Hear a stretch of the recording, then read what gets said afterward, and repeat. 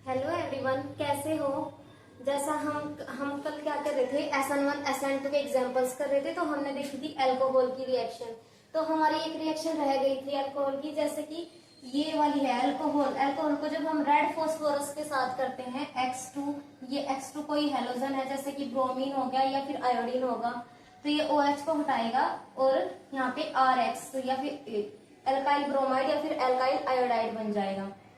आगे हम पढ़ते हैं रिएक्शन विद HX। अल्कोहल की रिएक्शन हम करवाएंगे हैलाइड के साथ। तो इसमें क्या होता है, जब भी हमारी प्राइमरी अल्कोहल होती है तो SN2 रिएक्शन होती है, और सेकेंडरी और टर्सरी अल्कोहल होती है तो SN1 रिएक्शन होती है। तो जब सेकेंडरी और टर्सरी अल्कोहल होती है तो SN1 रिएक्शन होगी। तो SN1 रिएक्शन में क्या होगा, कार्बोकेटाइन बनेगा। कैसे देखते हैं, ये अल्कोहल ले ली हमने, HCl की प्रेजेंस में क्या होगा, ये H पॉजिटिव यहाँ पे जाएगा, ये अच्छा लिविंग ग्रुप बन जाएगा वाटर। तो ये लिविंग ग्रुप यहाँ से हटेगा तो ये कार्बोकेटाइन बन जाएगा, और X नेगेटिव इसके ऊपर अटैक कर देगा, ये अल्काइल हैलाइड बन जाएगा हमारा। तो हम देखते हैं सबसे पहले अल्कोहल की रिएक्शंस में ल्यूकास रिएजेंट। ये क्या होता है, जब हम कंसंट्रेटेड HCl के साथ एनहाइड्राइड जिंक क्लोराइड लेते हैं तो इस पूरे को क्या कहते हैं, ल्यूकास रिएजेंट। ल्यूकास रिएजेंट का यूज हम किसके लिए करते हैं, प्राइमरी सेकेंडरी टर्सरी अल्कोहल को डिस्टिंग्विश करने के लिए हम इसका यूज करते हैं। तो जितना स्टेबल कार्बोकेटाइन बनेगा उतनी जल्दी ये ल्यूकास रिएजेंट उसके साथ रिएक्ट करेगा और उतनी जल्दी टर्बिडिटी आएगी। तो सबसे पहले हम प्राइमरी अल्कोहल देखते हैं। प्राइमरी अल्कोहल में कोई टर्बिडिटी नहीं आएगी क्योंकि इसमें कार्बोकेटाइन स्टेबल नहीं होता, प्राइमरी कार्बोकेटाइन। अब सेकेंडरी अल्कोहल में टर्बिडिटी आएगी 5 से 7 मिनट के बाद। और टर्सरी अल्कोहल में क्या होता है, टर्सरी अल्कोहल में स्टेबल कार्बोकेटाइन है, तो स्टेबल कार्बोकेटाइन है तो एकदम से टर्बिडिटी आ जाएगी, इसमें बहुत जल्दी टर्बिडिटी आ जाएगी। तो अब हम देखते हैं इसके और भी एग्जांपल्स, ल्यूकास रिएजेंट के एग्जांपल्स देखते हैं। तो टर्सरी कार्बोकेटाइन स्टेबल होता है, और भी एग्जांपल्स हैं हमारे स्टेबल कार्बोकेटाइन के, जैसे कि बेंजाइल अल्कोहल ले लिया। अगर हमने बेंजाइल अल्कोहल में भी हमारा, जैसे हमने ले ली बेंजाइल अल्कोहल, ये वाली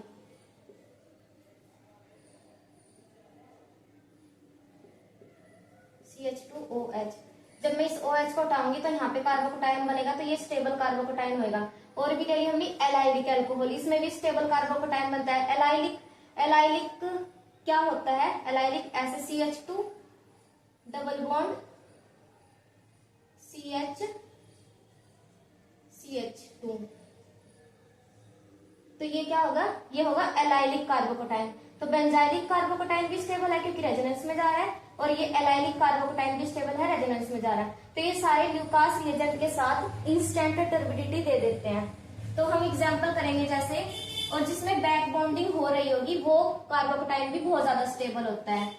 जैसे हमने ये कर दिया, OH यहाँ से निकला, यहाँ पे कार्बोकेटाइन जो बनेगा ये कैसा है, कार्बोकेटाइन एलाइलिक है ये, तो ये स्टेबल है। और ल्यूकास रिएजेंट के साथ जब हम इसको करेंगे तो ये OH हट जाएगा, यहाँ पे Cl लग जाएगा। इसी तरीके से ये कार्बोकेटाइन, ये मैं हटाऊंगी यहाँ से, यहाँ पे कार्बोकेटाइन बनेगा, ये टर्सरी कार्बोकेटाइन है, स्टेबल है। जब मैं ल्यूकास रिएजेंट के साथ इसको करूंगी तो ये OH यहाँ से हटेगा, Cl यहाँ पे लग जाएगा। और भी एग्जाम्पल्स हम देखते हैं आगे। तो बच्चों नेक्स्ट रिएक्शन हम करते हैं reaction with hydrogen iodide. Hydrogen iodide के साथ अल्कोहल की रिएक्शन करेंगे। तो ये क्या ले लिया हमने, CH2OH और CH2OH ले लिया। क्या नाम है इसका, इथाइलिन ग्लाइकोल। Ethylene glycol. जब हमने इसको HI के साथ किया तो ये एक्सेस में है, इसमें बहुत भर भर के HI है, तो इसमें OH दोनों हटेंगे और I लग जाएंगे। तो I और I बहुत बड़े बड़े ग्रुप है, तो ये लीव कर जाएंगे, अच्छे लिविंग ग्रुप है, तो ये दोनों ग्रुप लीव करके तो ये एल्कीन बन गई। अब हमें पता है सॉल्यूशन के अंदर HI तो और भी ज्यादा पड़े हुए हैं, तो फिर ये CH2 डबल बॉन्ड CH2, इसका ये बॉन्ड टूटेगा, HI यहाँ पे क्या बन जाएगा, CH3 CH2 HI लग जाएगा यहाँ पे। ठीक है, इसके बाद नेक्स्ट करते हैं हम ग्लाइसरॉल की रिएक्शन। ग्लाइसरॉल, जब हम इसकी रिएक्शन करवाएंगे HI के साथ, HI एक्सिस में है तो तीनों OH हट जाएंगे और I इसमें लग जाएगा। फिर उसके बाद I अच्छे लिविंग ग्रुप है और बल्कि ग्रुप है, तो ये हट जाएंगे, तो यहाँ पे डबल बॉन्ड आ जाएगा। डबल बॉन्ड आ गया, फिर ये डबल बॉन्ड टूटेगा, एक और HI यूज होएगा यहाँ पे, तो यहाँ पे एक्ट करेगा, तो ये I और I ये दोनों आ जाएंगे यहाँ पे, तो ये दोनों लीव कर जाएंगे। फिर बल्कि ग्रुप है तो लीव कर जाएंगे, तो दोबारा से एल्कीन बन जाएगी, यहाँ डबल बॉन्ड आ जाएगा।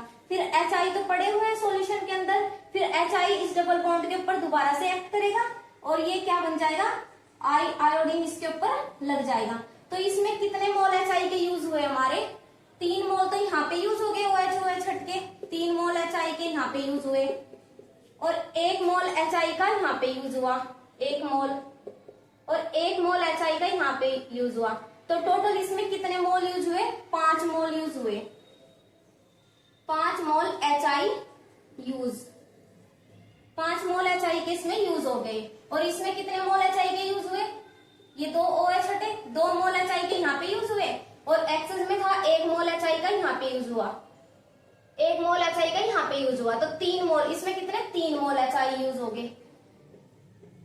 तो ये दोनों क्वेश्चन हमारे नीट में पूछे गए हैं कि भाई इसमें इथाइलिन ग्लाइकोल में कितने मोल HI के यूज होते हैं और ग्लाइसरॉल को जब हम HI के साथ करते हैं तो कितने मोल HI के यूज होते हैं। ये हमारे नीट के पेपर में पूछा गया है। तो बच्चों कल हमने अल्कोहल की रिएक्शन PCl5 के साथ जब करी थी तो क्या हो रहा था, अल्कोहल को जब हमने PCl5 के साथ किया था, ये रहा है अल्कोहल, अल्कोहल को जब मैंने PCl5 के साथ जब करवाया था तो क्या बना था, RCl एल्काइल क्लोराइड ये बना था, प्लस में क्या रिलीज हो रहा था बाहर, POCl3 ये निकल रहा था और प्लस में HCl। तो हम और भी देखें, और भी सबस्ट्रेट की रिएक्शन करवाएंगे हम PCl5 के साथ और देखेंगे क्या क्या बनता है।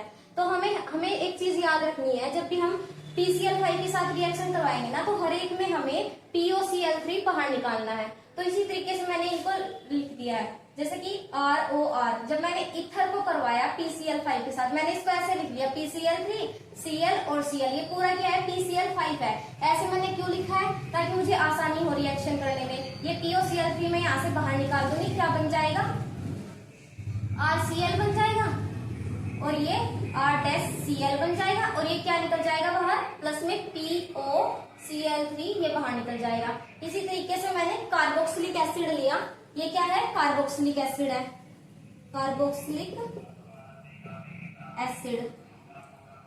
जब मैंने कार्बोक्सिलिक एसिड को किया PCl5 के साथ तो ये PCl3 और O ये तो बाहर निकल जाएंगे, POCl3, तो क्या बचेगा यहाँ पे RC+O Cl ये बचा और ये HCl प्लस में HCl और POCl3 ये बाहर निकल जाएगा, प्लस में POCl3 ये बाहर निकल गया।